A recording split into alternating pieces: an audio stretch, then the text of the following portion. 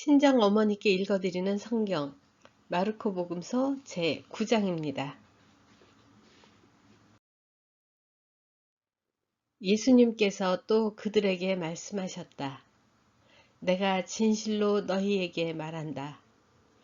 여기에 서 있는 사람들 가운데에는 죽기 전에 하느님의 나라가 권능을 떨치며 오는 것을 볼 사람들이 덜어 있다.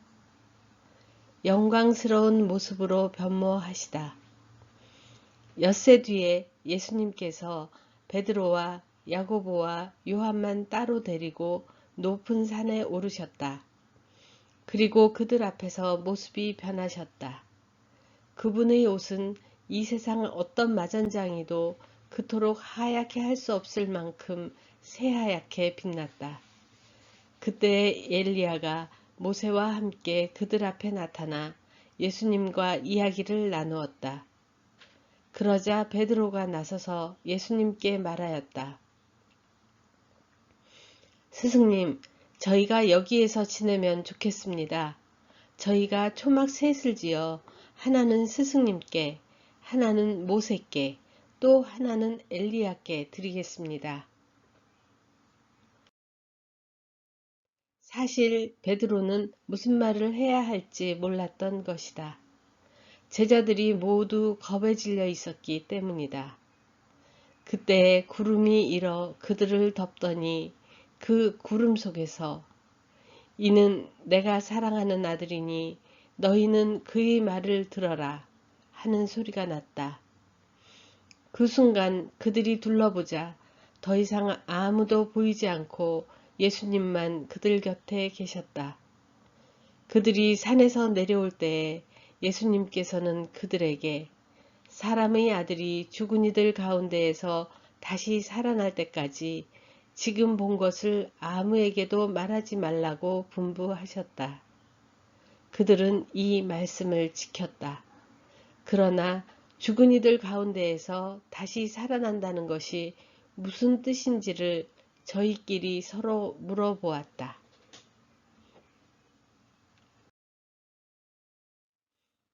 엘리야의 재림. 제자들이 예수님께 율법학자들은 어째서 엘리야가 먼저 와야 한다고 말합니까? 하고 물었다. 그러자 예수님께서 그들에게 말씀하셨다. 과연 엘리야가 먼저 와서 모든 것을 바로 잡는다. 그런데 사람의 아들이 많은 고난과 멸시를 받으리라고 성경에 기록되어 있는 것은 무슨 까닭이겠느냐. 사실 내가 너희에게 말하는데 엘리야에 관하여 성경에 기록된 대로 그가 이미 왔지만 사람들은 그를 제멋대로 다루었다. 어떤 아이에게서 더러운 영을 내쫓으시다. 그들이 다른 제자들에게 가서 보니 그 제자들이 군중에게 둘러싸여 율법학자들과 논쟁하고 있었다. 마침 군중이 모두 예수님을 보고는 몹시 놀라며 달려와 인사하였다. 예수님께서 그들에게 저들과 무슨 논쟁을 하느냐 하고 물으시자 군중 가운데 한 사람이 대답하였다. 스승님, 벙어리 영이 들린 제 아들을 스승님께 데리고 왔습니다. 어디에서건 그 영이 아이를 사로잡기만 하면 거꾸러뜨립니다. 그러면 아이는 거품을 흘리고 이를 갈며 몸이 뻣뻣해집니다.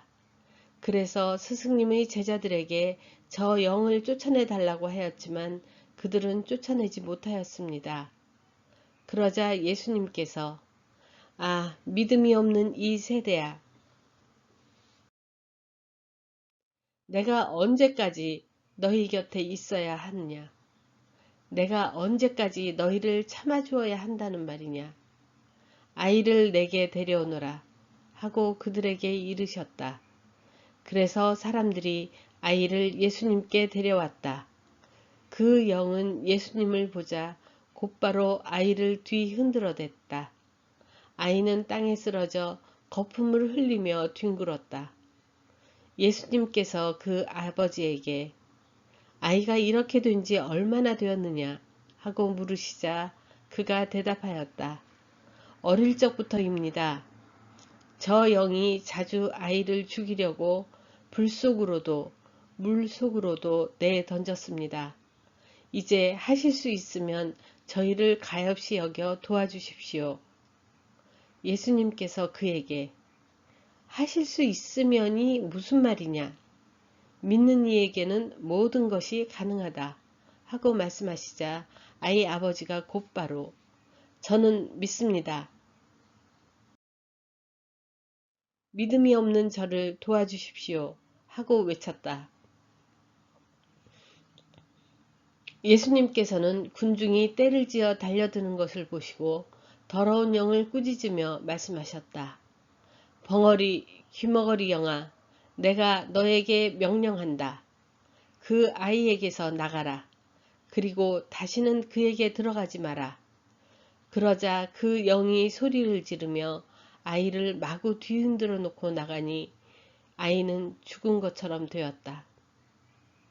그래서 사람들이 모두 아이가 죽었구나 하였다. 그러나 예수님께서 아이의 손을 잡아 일으키시니 아이가 일어났다.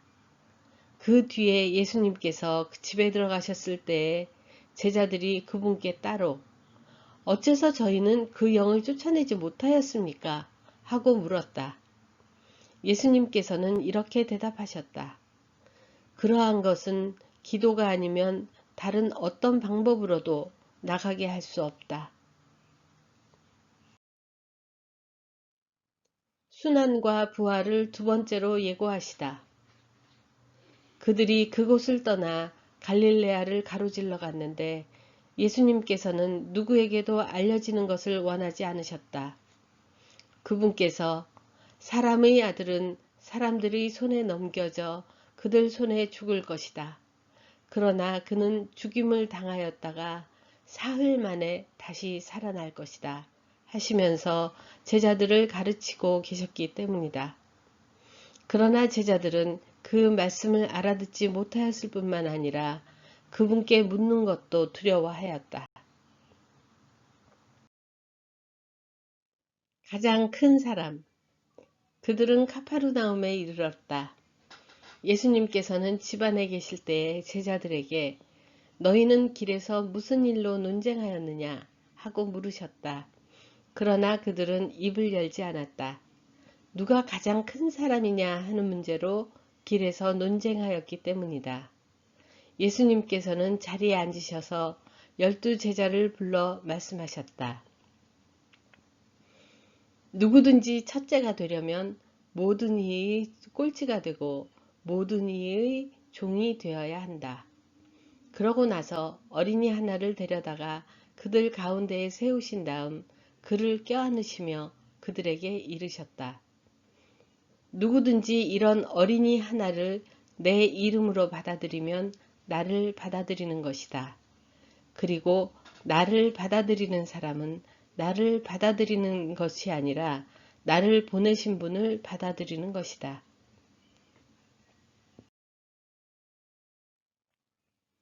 우리를 반대하지 않는 이는 지지하는 사람이다. 요한이 예수님께 말하였다. 스승님, 어떤 사람이 스승님의 이름으로 마귀를 쫓아내는 것을 저희가 보았습니다. 그런데 그가 저희를 따르는 사람이 아니므로 저희는 그가 그런 일을 못하게 막아보려고 하였습니다. 그러자 예수님께서 이르셨다. 막지 마라. 내 이름으로 기적을 일으키고 나서 바로 나를 나쁘게 말할 수 있는 사람은 없다.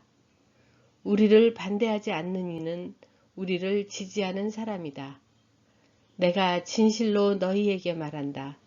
너희가 그리스도의 사람이기 때문에 너희에게 마실 물 한 잔이라도 주는 이는 자기가 받을 상을 결코 잃지 않을 것이다. 죄의 유혹을 단호히 물리쳐라. 나를 믿는 이 작은 이들 가운데 하나라도 죄짓게 하는 자는 연자매를 목에 걸고 바다에 던져지는 편이 오히려 낫다. 내 손이 너를 죄짓게 하거든 그것을 잘라버려라. 두 손을 가지고 지옥에 그 꺼지지 않는 불에 들어가는 것보다 불구자로 생명에 들어가는 편이 낫다. 내 발이 너를 죄짓게 하거든 그것을 잘라버려라. 두 발을 가지고 지옥에 던져지는 것보다 절름발이로 생명에 들어가는 편이 낫다. 또 내 눈이 너를 죄짓게 하거든 그것을 빼 던져버려라. 두 눈을 가지고 지옥에 던져지는 것보다 외눈박이로 하느님 나라에 들어가는 편이 낫다. 지옥에서는 그들을 파먹는 구더기도 죽지 않고 불도 꺼지지 않는다.